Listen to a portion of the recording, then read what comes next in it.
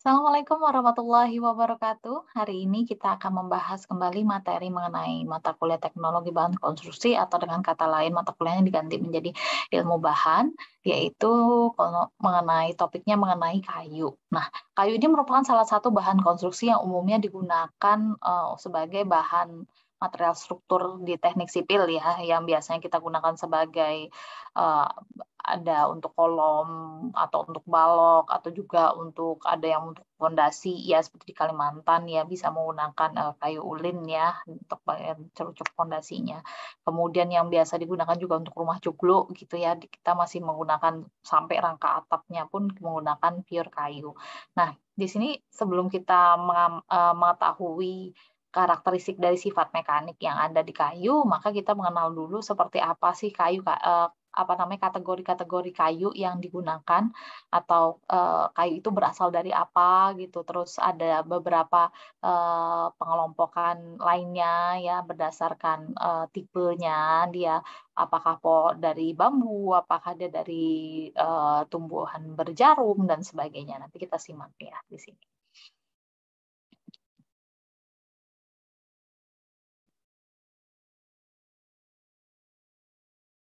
Oke, nah kayu sendiri itu merupakan bahan bangunan yang berasal dari benda organik yang pernah hidup dan bertumbuh ya. Jadi kayu itu salah satu benda hidup ya, salah satu benda hidup itu benda alam yang diciptakan oleh Allah ya, dan dia selalu bertumbuh dan mengikuti pertumbuhannya itu mengikuti adanya musim, baik itu musim kemarau maupun musim penghujan, dan itu mempengaruhi karakteristiknya. Nah, sedangkan kayu itu juga bisa kita definisikan sebagai tumbuhan yang berdaun lebar, berdaun jarum, berdaun palem, atau merupakan jenis bambu-bambuan.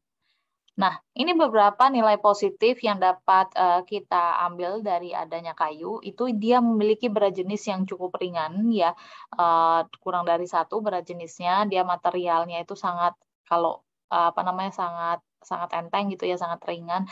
Bisa lah kita bawa sendiri gitu ya, misalkan bisa ditenteng lah gitu ya, bisa dibawa. Kemudian dia mudah dikerjakan, iya ya, mudah dikerjakan, mudah dibentuk ya. Kita bisa bisa bisa pahat dia, kita bisa bikin dia jadi dimensinya berapa, seperti itu gitu. Jadi memang mudah dikerjakan ya kayu itu. Dan dia memiliki kekuatan yang cukup tinggi ya, terutama untuk kayu-kayu tertentu yang memiliki serat baik ya, dengan nilai kekerasan juga yang cukup baik dan nilai kembang susut yang juga cukup kecil ya. Kemudian, dia relatif ya, sini bisa dibilang relatif mudah diperoleh dan murah. Mudah diperoleh iya, murah mungkin relatif ya, saya bisa bilang relatif ya. Karena, kayu dengan karakteristik yang cukup baik pasti akan membutuhkan kayu yang tua ya, kayu yang udah mateng gitu, yang memiliki kembang susut yang cukup kecil gitu. Nah, ini nilai negatifnya. Negatifnya itu karena dia bahan organik ya, dan dia selalu bertumbuh, sehingga tingkat homogenitasnya itu tidak bisa baik ya, apa namanya, kayunya itu seratnya tidak selalu, karakternya sama. Kemudian dia juga higroskopis, ini artinya apa? Dia memiliki kembang susut ya, jadi pada saat musim penghujan, dia bisa mengembang, artinya pori-porinya itu bisa terisi dengan air ya, bisa bisa kayu-kayunya itu bisa mengembang gitu, bisa kita rasakan juga misalnya kita punya pintu gitu ya. Terkadang pintu kita tuh pada saat musim hujan kok kayak susah ditutup, kayak seret gitu ya. Tapi pada saat musim kemarau ya biasa aja gitu ya, bisa ditutup dengan normal lah gitu. Nah, itu kayu itu memiliki sifat kembang susut yang cukup tinggi. Kemudian dia juga terdapat cacat pada masa tumbuh. Nah, cacat ini itu sebenarnya eh, jadi adanya pembelokan pada serat kayu akibat adanya ranting pohon ya, cabang pohon itu. Jadi kalau coba mempunyai dahan itu sebenarnya dia membuat kayu menjadi cacat, seratnya menjadi bengkok seperti ini. Dan apabila ini digunakan sebagai struktur utama, maka ini agak-agak rugi ya, karena ini mempengaruhi nilai kekuatan tarik dari material kayunya, atau kekuatan lentur maupun desaknya. Ini juga kadang suka ada crack gitu ya di bagian dalam kayu. Dan kayu ini termasuk salah satu material yang sangat mudah untuk terbakar ya, jadi resikonya cukup besar ya, dia tidak tahan api, sehingga ini salah satu nilai kekurangan yang dimiliki oleh kayu.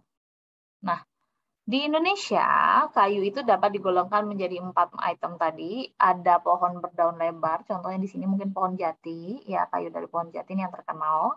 Kemudian pohon berdaun jarum, ada pohon mahoni di sini ya. Kemudian ada palem-paleman, ada kelapa sini contohnya, dan ada sebangsa bambu di sini ya, ada bambu-bambuan. Nah, untuk pohon berdaun lebar tadi ya, yang di sini ada macam-macam, ada 20 tipe pohonnya, ada jati, ada matoa, ada keling, ada merbau, ada bakau, ada sono keling, ada akasia, ya, ada keruing, ini juga bisa digunakan di bantalan kereta api juga, ini juga ya berdaun yang tajam itu, yang meruncing itu, ada meranti, ada cendana, kupang, mindi, ulin yang terkenal kali di Kalimantan. Kemudian ada kayu bengkire, ya kayu duren, sebagainya. Nah, sedangkan untuk pohon berdaun palem sendiri, kita punya kelapa, erau, pinang, kurma, sawit, ya sagu dan sebagainya. Dan untuk bambu, salah satu di antaranya ada betung, ada talang, ada aur. Nah, itu adalah macam-macam klasifikasi daripada pohon ya berdasarkan bentuk daunnya. Nah, sekarang kita akan mempelajari mengenai anatomi kayu. Nah, kalau kita lihat di sini kayu ini dia dari dalam ya, kita bisa lihat dia punya 2 warna yang berbeda. Kemudian ada di bagian tengah ini adalah inti, ya ini adalah kayu teras, dan yang warna coklat tua itu ada kayu teras, dan yang warna terang itu adalah kayu gubal. Kemudian di luar sendiri ada kulit. Nah, kalau kita amati ya tadi di dalam ini atau sebelumnya kita sini, nah ini aslinya kayak ada garis-garis gitu ya, kayak ada garis-garis yang melingkar di pohon. Ini juga di dalam yang warna gelap maupun yang warna terang itu ada garis-garis yang melingkar di pohon. Nah, di sini lingkaran ini adalah lingkaran tahun ya, garis-garis tadi adalah lingkaran tahun, di mana lingkar tahun ini menandakan umur dari pohonnya kita ya. Nah, lingkar tahun ini kapan sih terbentuknya? Nah, lingkar tahun ini merupakan lingkaran pertumbuhan yang ada pada batang pohon, di mana setiap tahunnya lingkaran tahun ini akan berkembang dan membentuk lingkaran-lingkaran baru. Oleh karena itu, lingkaran tahun ini dapat kita jadikan sebagai salah satu cara untuk memperkirakan umur sebuah pohon. Jadi kita hitung jumlah lingkarannya berapa. Ya. Nah, itu adalah mengenai lingkaran tahun. Sedangkan untuk kayu sendiri, ada kayu teras dan kayu gubal. Itu sebenarnya apa sih? Nah, apa sih perbedaannya ya tadi ya? Kayu teras atau hardwood itu merupakan bagian kayu yang terletak pada inti kayu atau warnanya itu yang warna lebih gelap ya dibandingkan dengan kayu gubal atau sapwood yang terletak pada bagian luar diameter kayu gelondongan ya. Ini yang di mana kayu gubal itu letaknya itu sebelum bertemu dengan kulit kayu. Nah, bagian hardwood atau kayu teras itu merupakan bagian yang terbaik pada sebuah kayu karena kayu teras ini memiliki nilai kekerasan yang lebih baik daripada kayu gubal. Nah, untuk porsinya biasanya kayu gubal itu lebih sedikit daripada kayu teras pada pohon-pohon tertentu ya. Kecuali pada pohon muda dan pada bagian batang dan cabang termuda yang secara alami ini lebih didominasi oleh kayu gubal karena kayu gubal ini ibaratnya kayu yang baru ya, dia kayu yang untuk tumbuh membesar. Nah, pada umumnya kayu teras ini dia memiliki serat dan pori-pori lebih padat jika dibandingkan dengan kayu gubal ya. Jadi lebih karena warnanya juga lebih gelap, jadi dia lebih solid dibandingkan dengan kayu gubal ya, kayu teras ini. Nah, bagian kayu teras ini merupakan bagian yang seratnya yang udah mati, ya artinya dia tidak akan berkembang lagi, ya. Nah, ini karena memang bagian kayu teras ini umurnya lebih tua dibandingkan dengan kayu gubal. Nah, kayu teras ini juga memiliki nilai kembang susut yang cukup kecil, ya. Secara mekanik juga dia lebih kuat, ya, baik itu kuat desak, kuat tarik, kuat lenturnya. Rata-rata itu sekitar 65 sampai 75% dari radius kayu gelondongan itu merupakan kayu teras, ya. Jadi komposisi pohon, ya misalkan komposisi dalam suatu batang pohon itu kayu terasnya itu kira-kira didominasi antara 65 sampai 75% itu pasti kayu teras, ya, atau kayu hardwood tadi.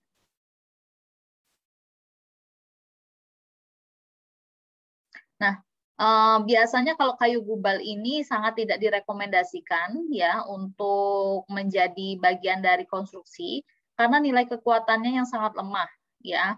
Nah, terutama juga apabila dia kayunya ini terekspos, ya, atau bisa dibilang kena ada terekspos keluar, ada apa namanya bisa terkena pengaruh cuaca luar gitu, ya, seperti misalnya bagian luar bangunan. Nah, ini karena nilai kembang susut kayu gubal itu cukup tinggi, ya.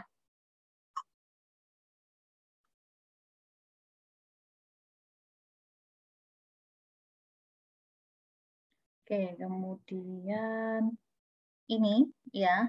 Ini arah kayu, ya, misalkan arah kayu, ini kita hilangkan dulu coretannya. Oke, nah ini ada sebatang pohon, ya. Pohon ini dia memiliki arah longitudinal. Ini arah longitudinal. Arah longitudinal tuh searah dengan arah pohonnya tumbuh, ya. Berarti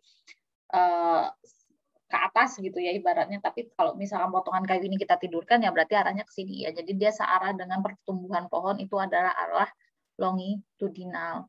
Sedangkan yang ini, ya, arah radial. Arah radial ini adalah bagian yang memotong lingkar tahun. Ya, arah radial ini adalah arah yang memotong lingkar tahun, atau bisa dibilang juga dia ini tegak lurus terhadap apa namanya arah longitudinal, ya. Jika longitudinalnya adalah sumbu X, maka radialnya adalah sumbu Y, gitu, ya. Terus kita punya satu arah lagi, ya, di sini. Itu adalah arah tangensial. Nah, arah tangensial ini, ya, arah tangensial ini itu arah yang perpotongannya itu menyinggung, ya, arah yang menyinggung lingkar tahun, ya. Ini kan lingkar tahun, ini lingkar tahun. Kalau radial itu dia benar-benar memotong, ya, memotong sejumlah lingkaran tahun, ya. Kemudian arah tangensial ini dia yang menyinggung, yang bersinggungan. Nah, jadi dia kalau dari tampak samping ini motongnya secara vertikal gini, ya, secara vertikal. Ini motong vertikal itu arah tangensial, ya, terus sejajar gitu. Sedangkan arah radial itu dia memotong lingkaran tahun. Nah, ini kalau secara ini 3 dimensi, ya. Kalau secara 2 dimensi, nah ini gambar secara 2 dimensi bahwa ini adalah perpotongan dari permukaan longitudinal, ya. Ini arah longitudinal tadi searah dengan ini pohonnya, pertumbuhan pohonnya, kemudian arah tangensial itu yang bersinggungan dengan lingkar tahun, dan arah radial itu yang memotong atau yang tegak lurus terhadap arah tangensial juga, dan dia itu memotong lingkar tahun. Kalau ini memotong lingkar tahun. Nah, ini arah longitudinal, ya. Permukaan longitudinal itu berarti ini. Kemudian ini adalah permukaan tangensial, ya. Tangensial tadi adalah arah yang bersinggungan dengan lingkar tahun, berarti ini arah tangensial. Kemudian ada permukaan arah radial, ya. Permukaan arah radial ini kalau kita potong gini, dia ini serat-seratnya terlihat, ya, ada di sisi sampingnya. Oke. Nah, hal penting pada kayu yang perlu kita ketahui yaitu yang pertama adalah mengenai kadar air. Nah, karena sifat dia yang higroskopis, ini yang mudah dipengaruhi kelembapan lingkungan dan pengaruh cuaca, musim, dan sebagainya, panas, dan musim kemarau, musim hujan.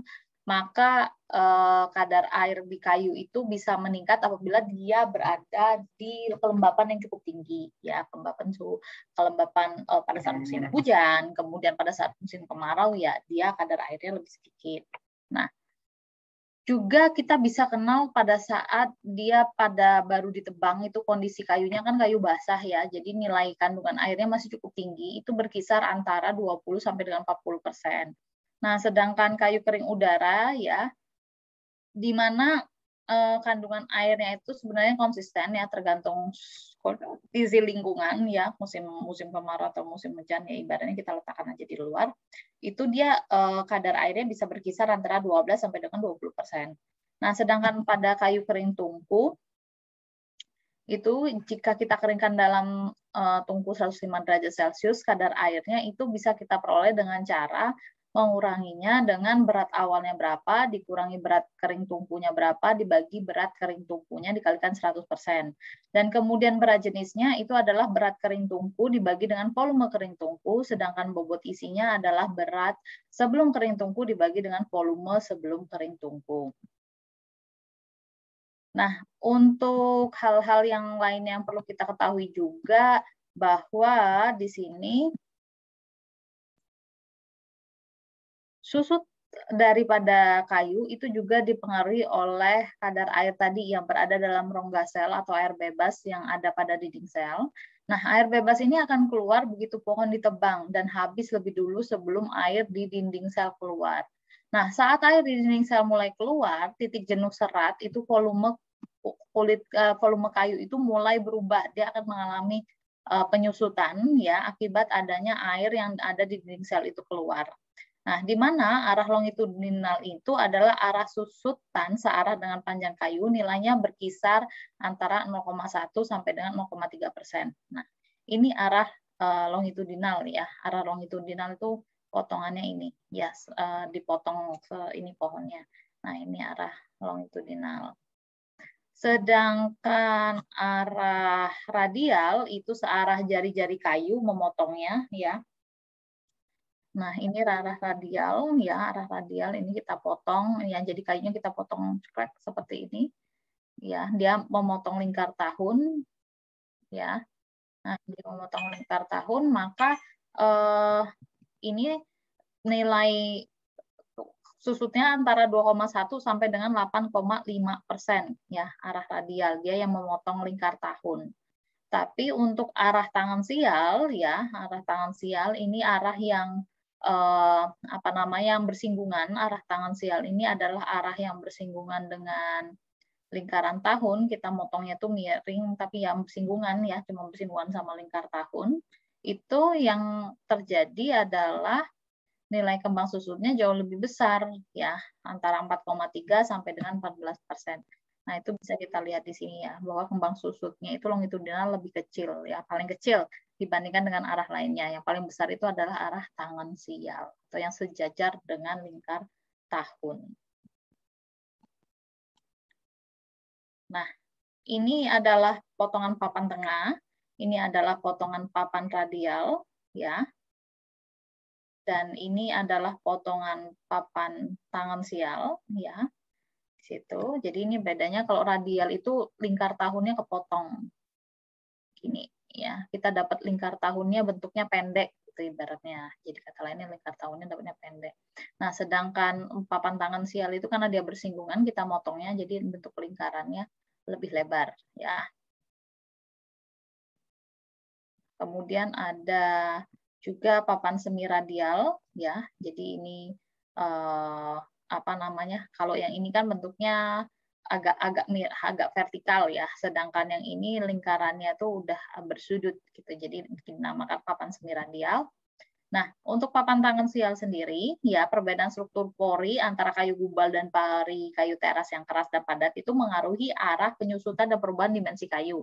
Sehingga pada balok kayu ini lebih labil dan cenderung dia bisa mengalami cekungan atau bentuknya cuping gini ya, cupping ya.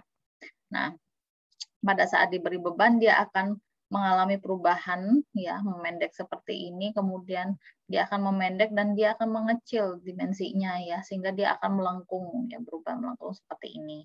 Nah, sehingga untuk dipasang ya, apabila kita menggunakan papan tangan sial tadi, cara masangnya yang benar itu adalah dengan menyusunnya sedemikian rupa sesuai dengan arah seratnya ini dibalik gini ya. Ini kan seratnya melengkungnya gini. Terus yang satunya nanti melengkungnya dari bentuknya berlawanan. Dan sebelahnya lagi nanti dipasang yang lengkungannya berbeda. Jadi selang-seling gitu dipasangnya lengkungan lingkar tahunnya. Sedangkan untuk cara masang yang salah itu kalau kita masangnya searah semua. Ya, lingkar tahunnya searah semua bareng gitu. Ini kan ketemu lagi. Bentuknya sama nih arah seratnya. Arah lingkar tahunnya. Maka ini keliru. Maka dia apabila dipasang papannya itu akan menimbulkan adanya bukaan. Jadi nggak rapet nanti, Bang. Apa namanya, papannya itu strukturnya nanti nggak rapet, ada bukaan-bukaan. Nah, sedangkan untuk papan radial ini ya apa namanya, lingkar tahunnya kepotong sedikit ya, karena dia memotong memang pas bersinggungan, bukan bersinggungan, pas memotong dengan lingkar tahunnya yang kita ambil ya cutting. Nah, dia merupakan jenis papan yang paling stabil digunakan sebagai bahan konstruksi ya. Jadi dia adik-adik perhatikan ya, ini potongan lingkar tahunnya yang paling stabil itu kalau motongnya caranya gini. Ini namanya papan radial. Nah, dia arah penyusutannya dan pola perubahan dimensinya bisa dibilang hampir stabil gitu ya. Karena kalau ini misalkan ini kayu teras, ini kayu gubal, maka yang akan menyusut itu adalah kayu gubalnya ya, segini ya Bapak. Sehingga pada saat kita pasang, misalkan ada kombinasi antara kayu teras dan kayu gubal, itu teras ya kita ketemukan dengan teras ya, kayu yang keras jadi hardwood tadi ya kita ketemukan dengan hardwood, kemudian yang softwood kita temukan dengan softwood. Ya, tapi tidak cara yang salah seperti ini ya. Kalau diselang-seling gini dia keliru justru. Tapi yang benar itu dia hardwood dengan hardwood, ini kan hardwood, softwood dengan softwood atau gubal dengan gubal, ya ujung teras dengan ujung teras. Itu baru benar. Kemudian ada papan semi radial ya. Ini potongannya bentuknya ada lingkar tahunnya gini, tapi dia diagonal bentuknya, nggak miring. Kalau tadi kan kalau yang radial itu kan lingkar tahunnya hampir-hampir vertikal lah bentuknya ya yang dipotong. Kalau ini agak miring. Nah, pada jenis ini lingkar tahun mempunyai arah diagonal sehingga arah penyusutan sesuai dengan arah lingkar tahunnya serta letak kayu gubal dan terasnya.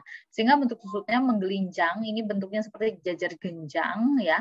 Seperti intan, banyak orang menyangka bahwa gejala ini akibat kesalahan pengeringan kayu, tapi sebenarnya akibat kesalahan pada penggergajian. Ya, posisinya dia ambil cara dia motong kayu itu yang tidak tepat ya, seperti itu. Karena ada perbedaan antara kayu keras dan kayu gubal. Kayu teras tadi kan dia kemas susutnya rendah sehingga dia lebih stabil. Mungkin ini ujung-ujung ini adalah kayu teras, sedangkan di bagian sudut yang lainnya ini adalah kayu gubalnya ya gitu. Jadi sehingga pada saat kita masang ya kita temukan kayu teras dengan kayu gubal dengan kayu teras dengan kayu gubal gitu, diselang-seling kayu gubal dengan kayu teras ya.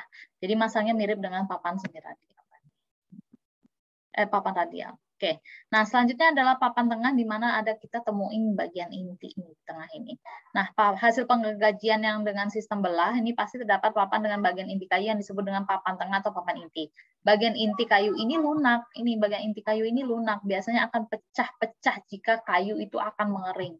Ya, bagian ini bisa pecah-pecah apabila kayu akan mengering. Nah, sedangkan untuk kelas kayu sendiri kita bagi menjadi 3 berdasarkan kondisi fisik, tingkat kekuatan, tingkat keawetan. Nah, kondisi fisik sendiri itu dibagi menjadi kelas mutu, sedangkan tingkat kekuatan itu dibagi kelas kuat, dan tingkat keawetan itu ada kelas awet. Nah, untuk kelas mutu sendiri, mutunya dibagi menjadi 2, kelas A maupun kelas mutu B. Nah, kondisi kelas mutu A dan B ini bergantung dari kondisi fisik yang ada. Berdasarkan kadar lengasnya atau kadar kandungan airnya ya, keringnya itu berapa, ukuran mata kayunya juga berpengaruh, terus one flap ini juga berpengaruh, kemiringan serat dan letak-letak yang terjadi pada arah radial maupun arah tangan sial. Di sini ada kata one flap. One flap itu adalah kayu gubal. Kayu gubal ini nggak boleh lebih dari 1/10 daripada tinggi baloknya, bisa menggunakan sebagai struktur balok gitu ya. Itu untuk kelas mutu. Sedangkan untuk kelas kuatnya ini kelasnya ada 5. Beda tadi dengan mutu-mutu tuh ada mutu A, mutu B. Sedangkan kelas kuat itu ada 5 ya. Nah, kelas kuat ini dipengaruhi oleh berat jenis kering udara, kuat lentur mutlak, kuat tekan mutlak, dan modulus elastisitas. Dan tegangan izin kayu untuk mutu A, itu tegangan izinnya ada tarik sejajar serat, tekan sejajar serat, tekan tegak lurus serat, dan geser sejajar serat.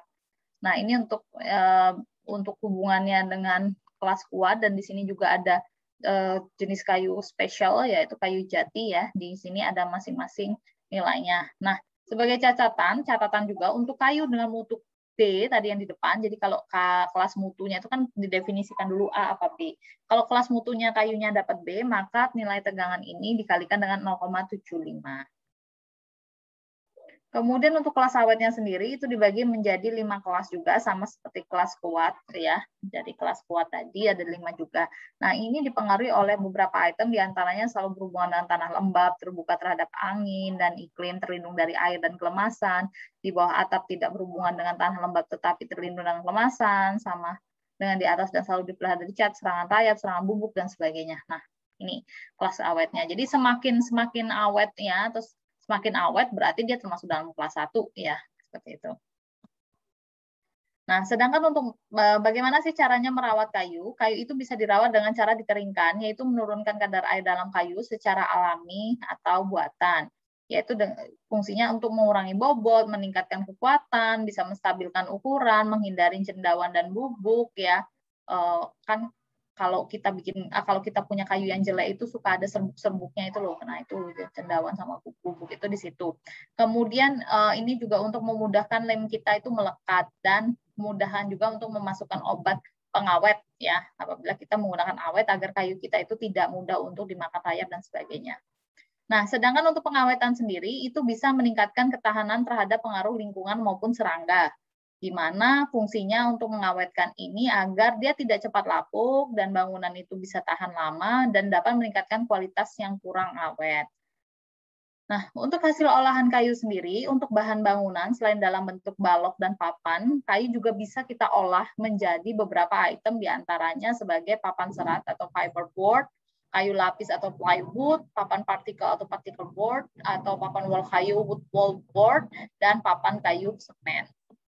Nah, mungkin itu dulu materi mengenai kayu ya, pengantar kayu-kayu berdasarkan kategori dari jenis-jenis pohonnya, dibagi apa, kemudian ada bagian-bagian kayu tadi ya, ada bagian kayu hardwood atau kayu teras yang bagiannya keras, kemudian ada gubal, bagian kayu yang yang lunak ya. Kemudian kita juga mengenal tadi ada arah tangensial, radial, dan longitudinal. Kemudian kita juga mengenal kelas kuat, kelas awet, maupun kelas mutu dari kayu, dan juga hasil olahan dan tata cara pengawetannya seperti apa.